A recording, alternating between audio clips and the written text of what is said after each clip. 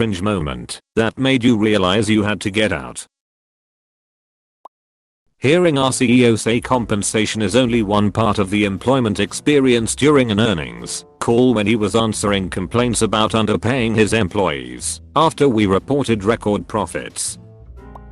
Not my company, but a company from a neighboring building. They had an entire area devoted to football, pinball, billiards, console gaming, and video booths on the ground floor, and it was clearly visible because of the glass windows on street level. Oddly enough, nobody ever used them, and the place was almost always empty save for a few people who use the internet kiosks. When I learned a friend worked there, I asked why nobody would want to take the opportunity to use the awesome looking recreational facility. He told me that people who do use the facility often found it used against them during performance evaluations, even when their use wasn't excessive at all. After a while word got around, and they started avoiding the place altogether. The irony is that their recruitment ads always touts a culture of work hard, play hard.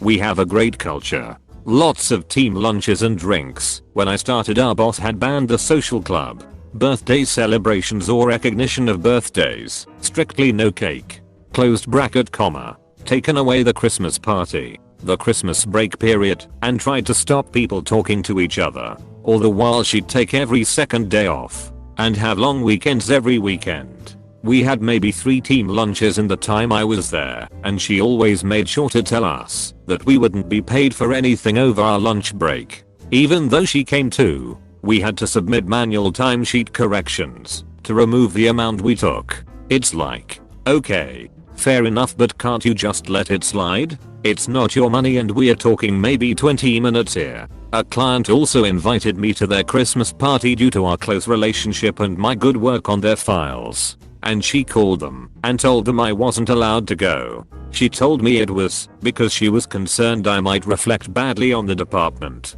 Ironic. Really? Lush. When we couldn't say bathroom on the shop floor and instead had to ask a manager for serenity, I think I would just go around yelling serenity now.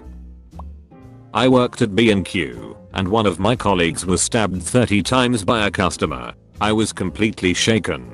The next morning we were taken into a big room and made to sign a document saying we wouldn't sue them. If we didn't sign, we'd lose our jobs. Also, my colleague was stabbed only a month after they got rid of our security guard to save money. Pretty sure you can't prevent people from suing you. Might differ from country to country, but like in Germany at least we have laws making ridiculous contracts invalid.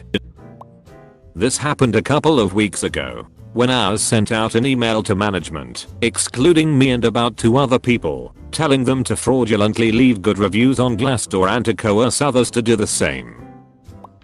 I was at a fast casual restaurant for a couple months and the GM always talked about the culture. You know what's a great culture? When the morning shift and night shift have their daily screaming matches over shit that they each accused the other one of needing to do. It was impressive just how incompetent the entire company was, from ownership down.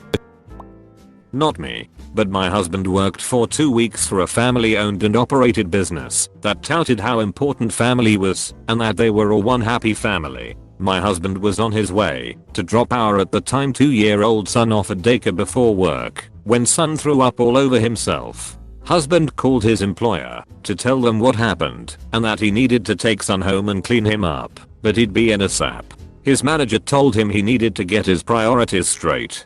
He responded with, "You know what? You're right. I won't be back in at all." He was still working part-time at his previous job, where they had been sad that he was leaving. So he called them and told them to put him back on the schedule full-time. The family business is currently in the process of liquidating assets before going out of business and I cackle every time I drive past it. Last year I was working as a subcontractor and I was assigned a new place of work.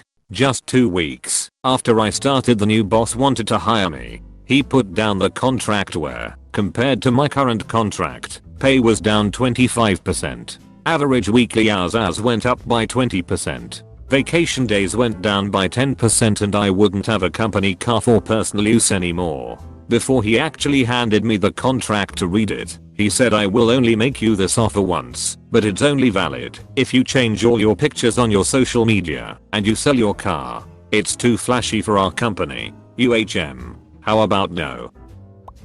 When my art director wanted to get a pro bono poster on verbal abuse done faster by screaming at the designer. Inspiration.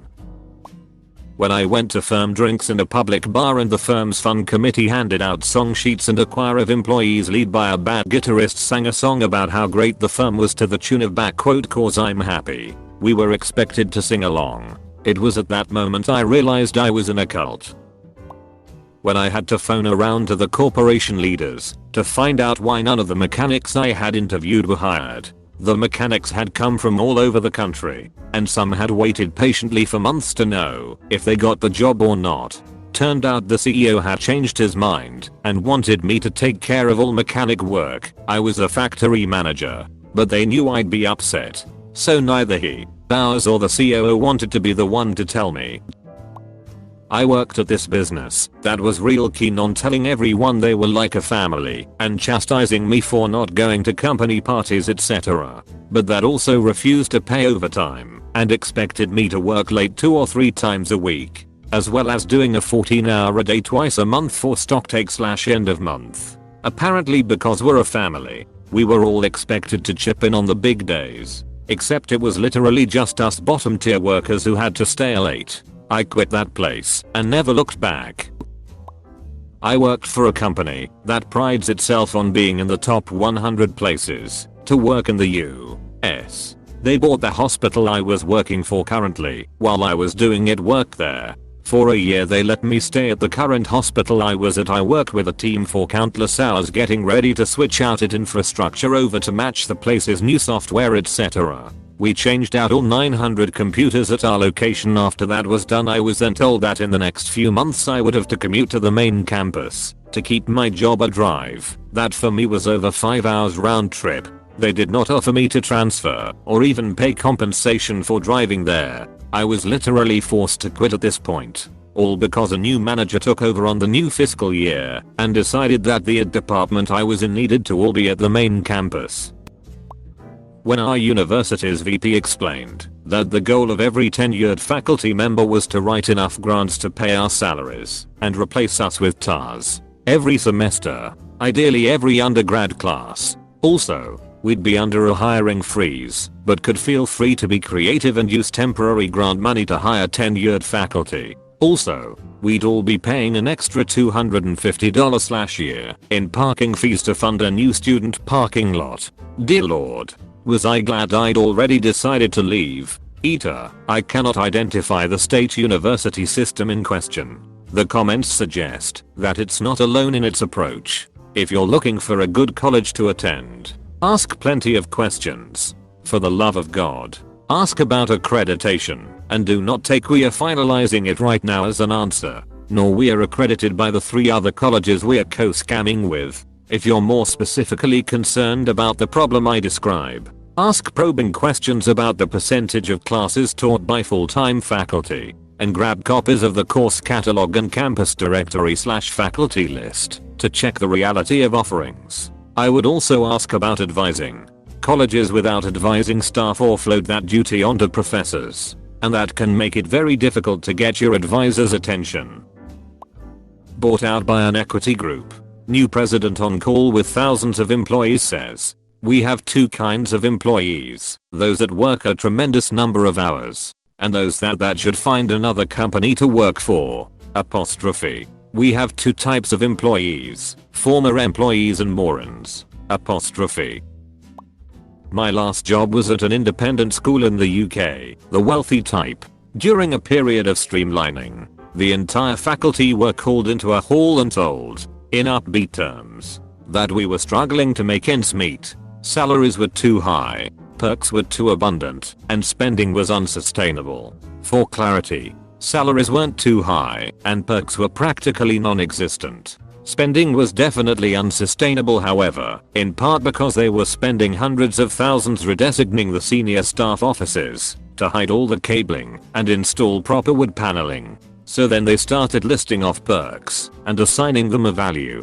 For example, free parking. Well, no shit. The school has a lot of land and isn't in a city. Why would you charge? Secondly, nice surroundings. Well, again, no shit. That's part of your marketing appeal. Long holidays? Nice try. But I work all holiday. They didn't even get as far as telling me what they planned to do with my job and pay. I was gone in less than 3 months.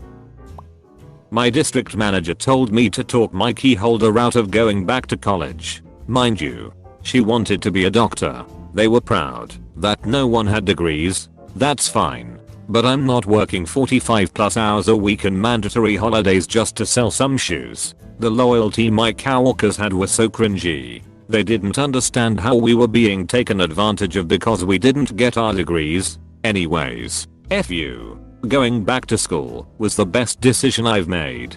Bruh, I think I just went through the same bullshit when I told my boss I was going to school.